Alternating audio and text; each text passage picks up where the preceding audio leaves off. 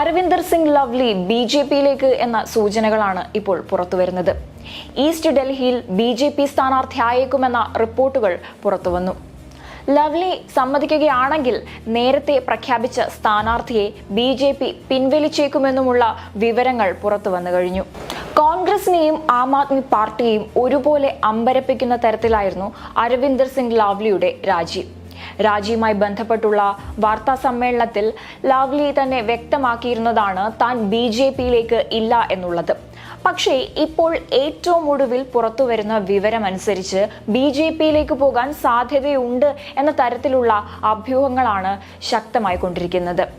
നേരത്തെ പറഞ്ഞതുപോലെ പ്രത്യേകിച്ച് ഈസ്റ്റ് ഡൽഹി മണ്ഡലത്തിൽ ഇദ്ദേഹത്തെ സ്ഥാനാർത്ഥി ആക്കിയേക്കും എന്ന സൂചനകളും ശക്തമായി നിലനിൽക്കുന്നുണ്ട്. അരവിന്ദർ സിംഗ് ലവ്ലിക്ക് മത്സരിക്കാൻ താല്പര്യമുണ്ടായിരുന്ന സ്ഥലത്തേക്കായിരുന്നു കനയ്യകുമാറിനെ സ്ഥാനാർത്ഥിയായി നിർത്തിയത്. ഈ ഒരു സാഹചര്യത്തിലാണ് ലവ്ലിയുടെ പാർട്ടിക്കുള്ളിലെ അല്ലെങ്കിൽ സ്ഥാനാർത്ഥിത്വവുമായി ബന്ധപ്പെട്ടുള്ള അതൃപ്തി ബി.ജെ.പി മനസ്സിലാക്കുകയും അതനുസരിച്ചുകൊണ്ടുള്ള നീക്കങ്ങൾ നടത്തുകയും ചെയ്യുന്നത്. ഈസ്റ്റ് ഡൽഹി മണ്ഡലത്തിൽ ഹർഷ് മൽഹോത്രയാണ് സ്ഥാനാർത്ഥിയായി പ്രഖ്യാപിച്ചിരിക്കുന്നത്. എന്നാൽ അരവിന്ദർ സിംഗ് ലവ്ലി താല്പര്യം അറിയിച്ചു കഴിഞ്ഞാൽ ഒരുപക്ഷെ ബി.ജെ.പി സ്ഥാനാർത്ഥിയായ ഹർഷ് മൽഹോത്രയെ പിൻവലിക്കാനുള്ള സാധ്യതകളുണ്ട്. കൂടാതെ അതേ സ്ഥലത്ത് തന്നെ ലവ്ലിയെ സ്ഥാനാർത്ഥിയെ പ്രഖ്യാപിക്കാനും സാധ്യതയുണ്ടെന്നാണ് പുറത്തുവരുന്ന വിവരങ്ങൾ. ഇതുമായി ബന്ധപ്പെട്ടുള്ള ചർച്ചകൾ നടക്കുന്നു എന്ന തരത്തിലുള്ള സൂചനകളും പുറത്തുവരുന്നുണ്ട്. മറ്റൊരു പ്രധാനപ്പെട്ട വിഷയം എന്തെന്നാൽ അത് കനയ്യകുമാറിന്റെ സ്ഥാനാർത്ഥിത്വത്തിൽ ലവ്ലിക്കുള്ള എതിർപ്പാണ്. ആ ഒരു എതിർപ്പ് ലവ്ലി പരസ്യമായി തന്നെ പ്രഖ്യാപിക്കുകയും ചെയ്തതാണ്. കാരണം അരവിന്ദ് കെജ്രിവാളിന്റെ വികസന പ്രവർത്തനങ്ങൾ എടുത്തു പറഞ്ഞുകൊണ്ടായിരുന്നു കനയ്യകുമാർ പ്രചരണ രംഗത്ത് മുന്നോട്ട് പോയിക്കൊണ്ടിരുന്നത്. അത് മുൻ മുഖ്യമന്ത്രി ഷീല ദീക്ഷിതിനെ അടക്കം അപമാനിക്കുന്ന ഒരു സാഹചര്യമാണ് ഉണ്ടായിരുന്നത്. അതുകൊണ്ട് തന്നെ കോൺഗ്രസ് ചെയ്ത കാര്യങ്ങൾ ഉയർത്തി കാട്ടുന്നില്ല എന്നുള്ള ആക്ഷേപമായിരുന്നു ഉന്നയിച്ചത്. അങ്ങനെ കനയ്യകുമാറിനെതിരെ അരവിന്ദർ സിംഗ് പ്രതിഷേധം ഉയർത്തിക്കൊണ്ടുവന്നിരുന്നു. അതേസമയം അതൊരു വലിയ വിവാദത്തിലേക്കാണ് ഇപ്പോൾ കടക്കുന്നത്. കാരണം കൂടുതൽ നേതാക്കൾ കനയ്യകുമാറിനെതിരെ രംഗത്ത് വരുന്ന ഒരു സാഹചര്യമുണ്ട്. അത് മാത്രമല്ല കനയ്യകുമാറിന്റെ സ്ഥാനാർത്ഥിത്വം പിൻവലിക്കണമെന്ന് ആവശ്യപ്പെട്ടുകൊണ്ട് ലവ്ലിയെ അനുകൂലിക്കുന്ന ഒരു വിഭാഗം നേതാക്കളും AICCക്ക് കത്ത് നൽകും എന്ന തരത്തിലുള്ള വിവരങ്ങളും പുറത്തു വരുന്നുണ്ട്. എന്തായാലും ഡൽഹിയിൽ കോൺഗ്രസിന് കനത്ത തിരിച്ചടി നൽകിക്കൊണ്ടാണ് PCC അധ്യക്ഷ സ്ഥാനത്ത് നിന്നും അദ്ദേഹം രാജിവെച്ച് ഇറങ്ങിപ്പോയത്. ആം ആദ്മി പാർട്ടിയുമായി ചേർന്ന് ഡൽഹിയിലെ സീറ്റുകൾ പിടിക്കാനുള്ള കോൺഗ്രസിന്റെ ശ്രമത്തിന് കനത്ത തിരിച്ചടി നൽകിക്കൊണ്ടായിരുന്നു ഡൽഹി പ്രദേശ് കോൺഗ്രസ് കമ്മിറ്റി അധ്യക്ഷൻ തന്നെ രാജി നൽകിയിരിക്കുന്നത്. അദ്ദേഹത്തിന്റെ രാജിക്കത്തിൽ നിരവധി അതൃപ്തികൾ ചൂണ്ടിക്കാട്ടുന്നുമുണ്ട്.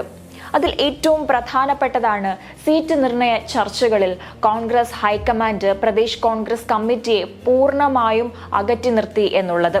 നോർത്ത് ഈസ്റ്റ് ഡൽഹിയിലും കോൺഗ്രസിന്റെ 2 പ്രധാനപ്പെട്ട സീറ്റുകളിൽ കനയ്യകുമാറിനെയും ഉദിത് രാജിനെയും പോലെ 2 സ്ഥാനാർത്ഥികളെ, അതായത് പൂർണ്ണമായും ഡൽഹിക്ക് പുറത്തുനിന്നുള്ള സ്ഥാനാർത്ഥികളെയാണ് പ്രഖ്യാപിച്ചത്.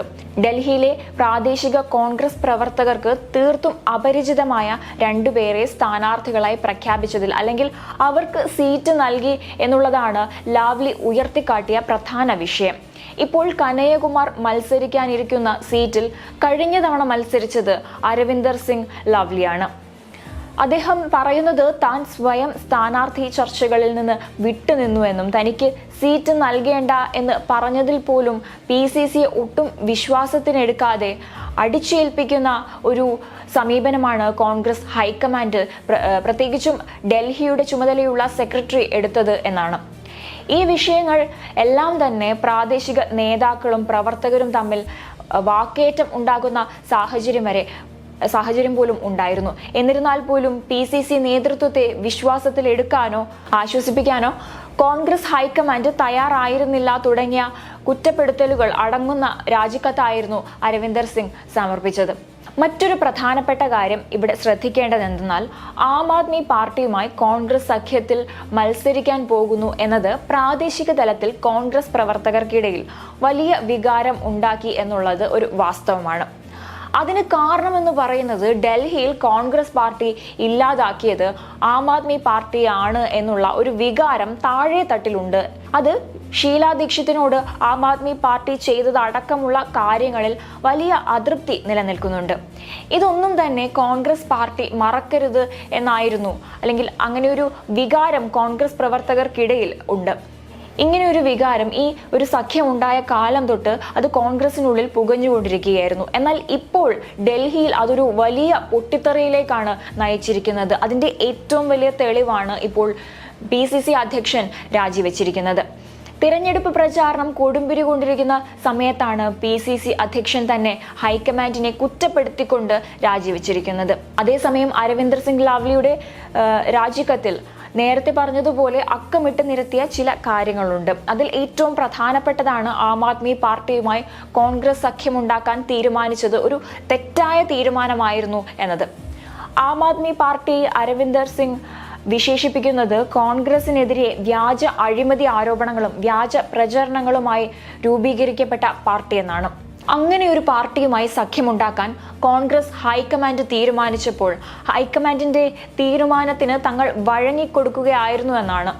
മറ്റൊരു പ്രധാനപ്പെട്ട വിഷയം എന്ന് പറയുന്നത് പുനഃസംഘടനയുടെ കാര്യത്തിലാണ്. ബ്ലോക്ക് പ്രസിഡന്റുമാരെ നിയമിക്കുന്ന കാര്യത്തിലടക്കം ഡൽഹിയുടെ ചുമതലയുള്ള AICC ജനറൽ സെക്രട്ടറിയായ ദീപക് ബാബ്രിയ PCC നേതൃത്വത്തെ പൂർണ്ണമായും അകറ്റി നിർത്തി. PCC നേതൃത്വവുമായി ഒരു തരത്തിലുമുള്ള കൂടിയാലോചനകളും നടത്താൻ ദീപക് ബാബ്രിയ തയ്യാറായിരുന്നില്ല എന്നുള്ളതാണ് അദ്ദേഹം ചൂണ്ടിക്കാണിച്ച രണ്ടാമത്തെ കാര്യമെന്ന് പറയുന്നത്. മറ്റൊരു കാര്യമെന്ന് പറയുന്നത് നേരത്തെ പറഞ്ഞതുപോലെ കോൺഗ്രസിന് ലഭിച്ചിട്ടുള്ള 3 സീറ്റുകളിൽ 2 സീറ്റുകളിലായിട്ടുള്ള north east Delhi, north west Delhi സ്ഥാനാർത്ഥി നിർണയത്തിലുള്ള അതൃപ്തിയും PCC വ്യക്തമാക്കിയിട്ടുണ്ട്. 2 സീറ്റുകളിലേക്കുള്ള സ്ഥാനാർത്ഥിയെ പ്രഖ്യാപിക്കുന്നതിൽ പോലും ആ ഒരു കാര്യത്തിൽ പോലും PCCയുമായി കൂടിയാലോചിക്കാൻ കോൺഗ്രസ് തയ്യാറായിരുന്നില്ല. അതുമാത്രമല്ല, ഈ ഒരു വിഷയത്തെക്കുറിച്ച് PCC അറിഞ്ഞിരുന്നു പോലുമില്ല എന്നതാണ്. സ്ഥാനാർത്ഥികളെ പ്രഖ്യാപിച്ചിരുന്ന സമയത്ത് വാക്കേറ്റത്തിലേക്ക് പോലും കടന്നിരുന്നു. അങ്ങനെ ഒരു സാഹചര്യം പോലും ഉണ്ടായിരുന്നു. ഈ ഒരു സംഭവത്തെ തുടർന്ന് അന്ന് പ്രവർത്തകരുടെ വികാരത്തെ മാനിക്കണം എന്ന് ചുമതലയുണ്ടായിരുന്ന ജനറൽ സെക്രട്ടറി അംഗീകരിച്ചിരുന്നില്ല. നേരെ മറിച്ച് അന്ന് പ്രതിഷേധിച്ചവർക്കെതിരെ നടപടിയെടുക്കാൻ ആവശ്യപ്പെടുകയാണ് ചെയ്തത്. ഇക്കാരണങ്ങളെല്ലാം കൊണ്ട് തന്നെ ഡൽഹിയിലെ കോൺഗ്രസ് പ്രവർത്തകർക്കൊപ്പം നിൽക്കാൻ സാധിക്കുന്നില്ല, അല്ലെങ്കിൽ അതിന് തനിക്ക് അനുവാദമില്ലാത്തതിനാൽ PCC അധ്യക്ഷ സ്ഥാനം ഒഴിയുന്നുവെന്നാണ് അദ്ദേഹം രാജിക്കത്തിൽ വ്യക്തമാക്കിയിരിക്കുന്നത്. എന്തായാലും ആം ആദ്മി പാർട്ടിയുമായി ചേർന്ന് ഡൽഹിയിലെ 3 സീറ്റുകളിൽ വിജയിച്ചു കയറാനുള്ള കോൺഗ്രസിന്റെ ശ്രമങ്ങൾക്കുള്ള കനത്ത തിരിച്ചടിയാണിത്.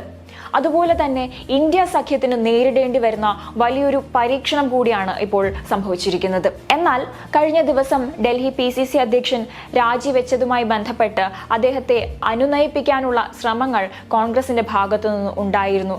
അരവിന്ദറുമായി സംസാരിക്കാൻ കോൺഗ്രസ് അധ്യക്ഷൻ മല്ലികാർജുൻ ഖാർഗെ KC വേണുഗോപാലിനെ ചുമതലപ്പെടുത്തിയിരുന്നു.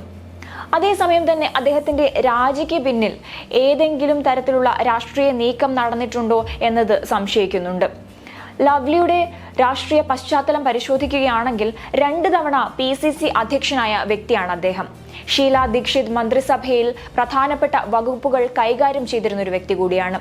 പക്ഷേ ഇപ്പോഴത്തെ സാഹചര്യത്തിൽ എടുത്തു പറയേണ്ടത് 2017 നേതൃത്വം ആയുള്ള ഭിന്നതയെ തുടർന്ന് കോൺഗ്രസ് വിട്ട ലവ്ലി പിന്നീട് അദ്ദേഹം BJPയിൽ ചേർന്നിരുന്നു. 9 മാസങ്ങൾക്ക് ശേഷം കോൺഗ്രസിലേക്ക് അദ്ദേഹം മടങ്ങി വരികയും ചെയ്തിരുന്നു. നിലവിലെ സാഹചര്യത്തിൽ അദ്ദേഹത്തിന്റെ BJP ബന്ധം, അന്നുണ്ടായ ആ ഒരു BJP ബന്ധം ഇപ്പോഴും തുടരുന്നുണ്ട് എന്ന ചോദ്യങ്ങളാണ് ഉയർന്നു കേൾക്കുന്നത്.